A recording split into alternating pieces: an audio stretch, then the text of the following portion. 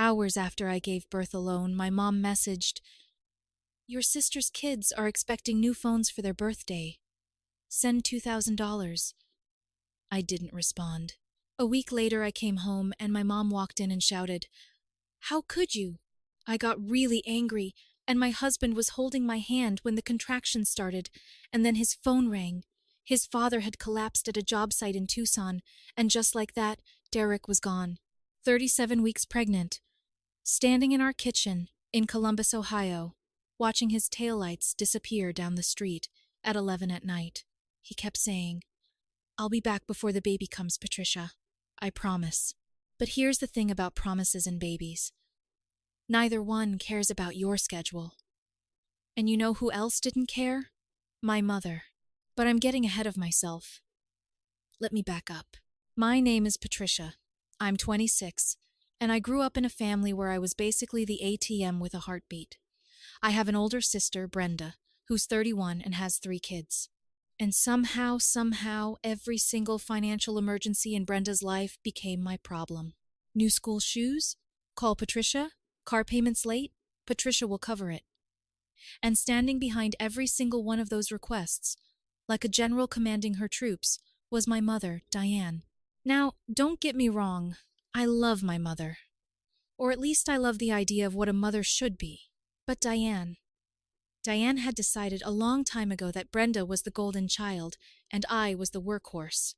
Brenda got pregnant at 19, dropped out of community college, and my mom treated her like she'd won a Nobel Prize. I put myself through school, got a decent job at an insurance firm, married a good man, and somehow I was still the one who needed to do more for this family. You ever have someone in your life like that? Someone who just drains you and then blames you for being empty? So Derek left for Tucson on a Tuesday night. His dad, Earl, had a heart episode on a construction site. I told Derek to go. Of course, I told him to go. What kind of wife would I be? Earl needed him.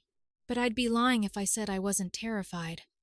First baby, alone in a house that suddenly felt way too big and way too quiet. Wednesday passed. Thursday passed. Derek called every few hours. Earl was in the ICU, stable but not great. Derek sounded wrecked. I told him everything was fine. Everything was not fine. My back was killing me. I couldn't sleep, and I was eating cereal for every meal because standing long enough to cook felt like running a marathon. Then Friday morning hit, 5:15 a.m. My water broke in bed, and I just lay there for a second, staring at the ceiling, thinking, of course this is happening right now. I called Derek first. He didn't pick up. Time difference, hospital exhaustion, I don't know. I called him 3 more times. Nothing. So I did what I had to do. I called my neighbor Patty, this wonderful 60-year-old woman who brought me banana bread when we moved in. Patty drove me to Riverside Methodist in her bathrobe and slippers, bless her heart, doing 45 inches of 35 while telling me to breathe. Now, here's where I need to tell you about one more person. My grandmother, my dad's mom, Nana Ruth, 81 years old, lives in Dayton, sharp as a tack, and the only person in my family who ever made me feel like I was enough. When my dad passed away 6 years ago, Nana Ruth became my anchor. She couldn't drive to Columbus anymore, but she called me every single Sunday without fail. She knew about Derek leaving for Tucson. She knew I was nervous. And at 6:30 that Friday morning, while I was being wheeled into labor and delivery, my phone buzzed with a text from Nana Ruth. "I've been praying since 5. You've got this, baby girl." I cried right there in the wheelchair. I just cried. Labor was 14 hours. 14 hours, you guys! No epidural for the first 9, because by the time I wanted one, things were moving too fast. I'm not going to sugarcoat it. It was the hardest thing I've ever done in my life. Patty stayed in the waiting room for 7 of those hours until I told a nurse to send her home. And Derek finally called back around hour 6. He was sobbing. He felt horrible. His dad was being moved out of the ICU, and he was trying to get a flight back. But everything was booked. or had crazy layovers. I told him it was okay. I told him I was strong. And honestly, in that moment, pushing through contraction after contraction with nobody holding my hand, I realized I actually was strong, stronger than I ever gave myself credit for. At 7:48 p.m.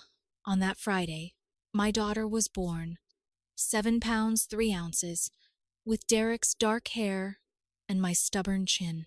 I named her Lily because when I was little, Nana Ruth had a garden full of lilies, and she used to tell me they were the toughest flowers. They come back every single year, no matter what.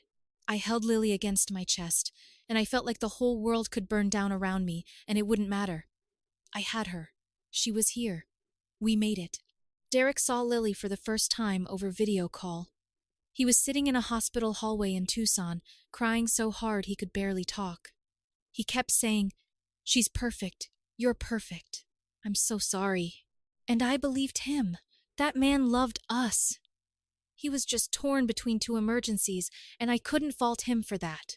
Now, here's where the story turns. Are you ready? Because I wasn't. 3 hours after I gave birth. 3 hours. I'm lying in my hospital bed. Lily asleep on my chest. My body feeling like it got hit by a bus. And my phone lights up. It's a text from my mother. From Diane. Do you want to know what it said? Because when I tell you, you're going to react the same way I did. It said, "Brenda's kids are expecting new phones for their birthday next month. Can you send $2,000?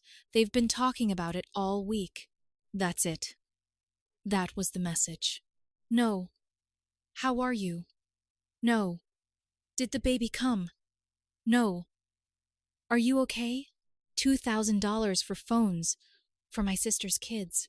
3 hours after I gave birth alone. I stared at that message for a long time. And you know what I did? Absolutely nothing. I didn't respond.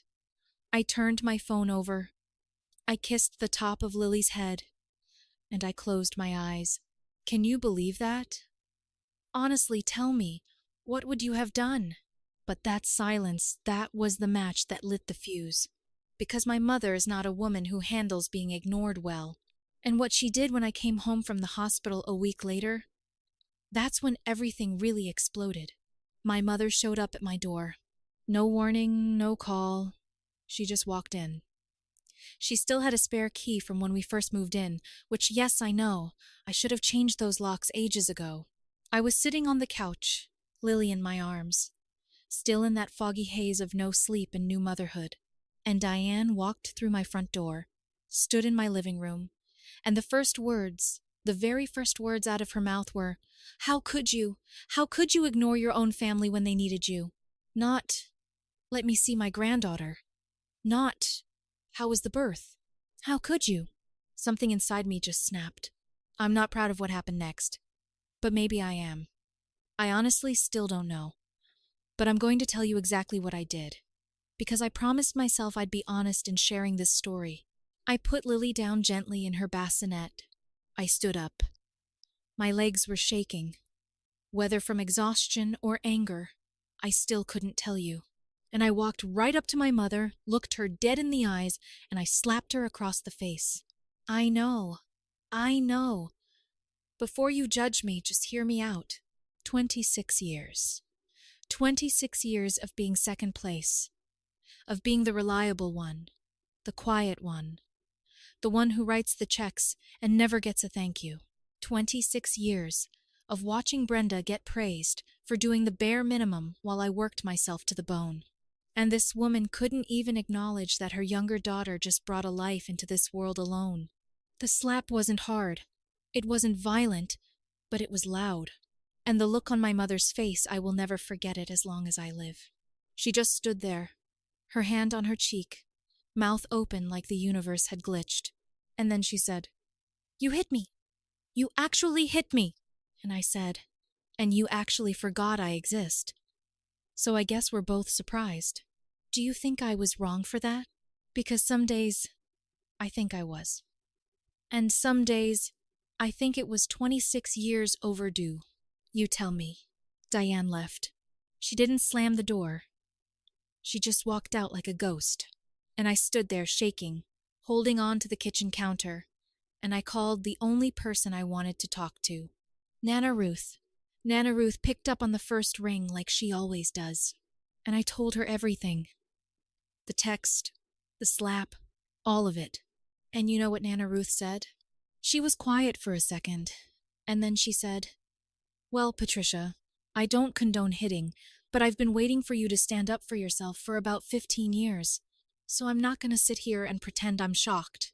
That woman, I swear she's the only reason I didn't completely fall apart. But here's what I didn't expect. What I didn't see coming. Because while I thought the hardest part was over, my mother was just getting started. And the stress that was building it was about to send me somewhere I never thought I'd end up. I'll tell you what happened next, because this is the part that almost broke me. And it involves a phone call from Brenda that made my mother's text look like a love letter. Stay with me. So, after the slap, my mother went silent. And if you think that was peaceful, you don't know Diane. Her silence isn't retreat. It's reloading. 4 days of nothing. Just me and Lily alone, learning each other. Derek still in Tucson with Earl. Nana Ruth calling every day. Sneaking in her real questions between asking about Lily. Are you eating, Patricia? Did you sleep? I'd dodge. She'd let me. Nana Ruth always knows when to push and when to just be there. Then Brenda called. My sister isn't cruel on purpose. She's just completely blind to the fact that other people have feelings. Mom raised her that way. Brenda never had to think about anyone. Because Diane handled it all. And I funded what Diane couldn't. Brenda's first words weren't congratulations. They were, "Mom told me what you did." I said, "Good." Old Patricia would have apologized, but old Patricia gave birth alone and got a bill 3 hours later. Old Patricia is retired. Brenda went off about how Mom does everything for me. How ungrateful I am. I said, "Brenda, Mom's first message after I gave birth alone was asking for $2,000 for your kids' phones." And Brenda said, "I swear on my life." Well, the kids really do need new phones, Patricia. That hollow laugh came out of me. You know, the one where your soul briefly leaves your body. I hung up without another word. Then, because I apparently love punishment, I called Diane. Maybe I thought the right words would finally get through. She answered with, "I hope you're calling to apologize." I tried explaining the birth, the loneliness, the text. She said, "Your sister's children are family too. Or have you forgotten?" I exploded. Not controlled anger. The messy kind. Crying, yelling, voice breaking. I said things I'd buried for years. That she never showed up for me. That Dad was the only parent who loved me equally. And when he died, I lost my only real parent. She said, "That's the most ungrateful thing you've ever said to me." I sat on the kitchen floor and cried until I couldn't breathe. And then the texts started. Not apologies. Things like, "Brenda is devastated you hung up on her, and your nieces think Aunt Patricia doesn't love them anymore." Each one, a little knife in my chest. I know what you're thinking. Block her. And you're right. But when it's your mom, there's this stupid hope that the next message might finally be an apology. It never was. Stress and a postpartum body don't mix. Nobody warned me about that. 8 days after Lily was born, I was changing her diaper, and the room just tilted sideways. Vision went spotty. One thought, do not drop this baby. I got Lily into the crib. Then, I hit the floor. When I came to, I crawled to my phone and called Patty. 4 minutes later, she was there, took one look at me, and said, "Hospital. Now. Blood pressure through the roof. Severely dehydrated. Postpartum complications.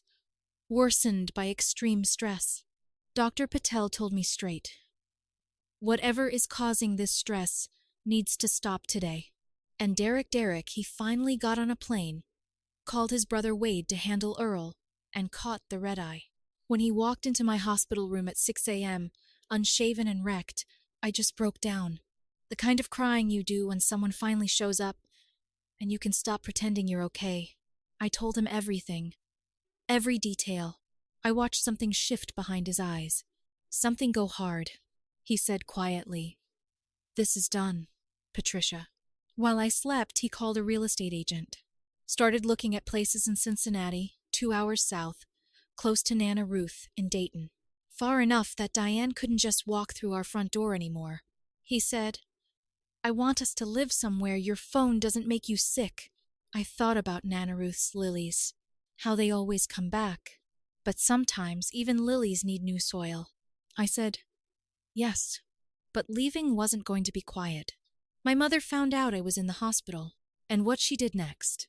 Honestly, I still can't believe it. Changed everything between us. Do you think Derek was right to make that decision? Some might call it controlling.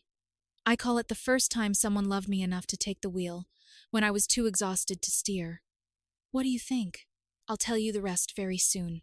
So, I'm in a hospital bed, finally sleeping. Derek in the chair with Lily on his chest, and the door opens. Diane. She walked in, saw me hooked up to IVs, saw Derek holding Lily for the first time and said, "So now you're in the hospital. Is this the attention you wanted?" Derek stood up so fast the chair scraped the floor. He didn't yell. He said, low and calm, "Diane, leave this room right now." "Excuse me? That's my daughter." "Then act like her mother. Because you're the reason she's here. Have you ever seen someone get hit with truth so hard they physically step backward?" That's what Diane did. And for half a second, something flickered across her face, almost like shame. But Diane doesn't do shame. She turned to me. "You're going to let him talk to me like that?" And I said, from my hospital bed, with an IV in my arm, he said, what I've been trying to say for 26 years. "You just never listened when it came from me." She left. Nos lem, nos shin. But I noticed her shoulders drop as she walked out. I filed that away. Derek looked at me and said, "Cincinnati is looking real good right now." I actually left. A real one. 2 days later, I was discharged. Derek had already found a rental. A little 3-bedroom outside Cincinnati. Nothing fancy, but it had a porch and a backyard, and it was 2 hours away from Diane's spare key. He'd handled everything while I recovered. Movers, lease, utilities, like a military operation. We left Columbus on a Tuesday morning. I didn't tell Mom. Didn't tell Brenda. Told Nana Ruth. And she said, "Good. Stop in Dayton on your way." I made pie. She held Lily for the first time in her kitchen, with flowers still on her apron, looked at my daughter and said, "She's got your stubbornness. I can already tell." Then she looked at me. "Your daddy would be so proud, baby girl." I nearly fell apart over peach pie. The first month in Cincinnati was beautifully boring. Derek transferred to his company's local branch. I focused on Lily, on sleeping, on eating real meals, on going a whole day without my stomach clenching when my phone buzzed. Nana Ruth visited twice. 81 years old on a Greyhound bus? Can you imagine? She'd hold Lily and tell stories about my dad when he was little. And Diane. 3 weeks of silence. Then one night, "I heard you moved away." I didn't respond. A week later, Nana Ruth showed me a picture of Lily. "She looks like your father. Do you see what was happening?" I didn't at first. I was so used to Diane, the guilt machine, that I didn't recognize these for what they were. They weren't attacks. They were attempts. Clumsy, imperfect attempts. Derek saw it before me. He said, "I think your mom is trying, Patricia. She's just terrible at it." 2 months in, Brenda called. And this one stunned me. "No accusation. No demande." She said, "I think I owe you an apology." I checked my screen to make sure it was actually Brenda. She told me Nana Ruth had called her. Didn't yell. Nana Ruth doesn't yell, but really talked to her, told her things about how I'd felt growing up. Things I'd shared with Nana Ruth over the years. Brenda said, "I didn't realize I was taking from you my whole life. I thought that's just how our family worked." Honestly, that might be the truest thing she's ever said. I didn't forgive her on the spot. But I said, "Thank you for saying that." And I meant it. Then the call that changed everything. 3 months after we moved. Saturday morning. Derek making pancakes. Lily staring at the ceiling fan like it's the greatest invention ever. My phone rang. Diane. She was crying. Not the manipulative kind. This was raw and ugly and barely coherent.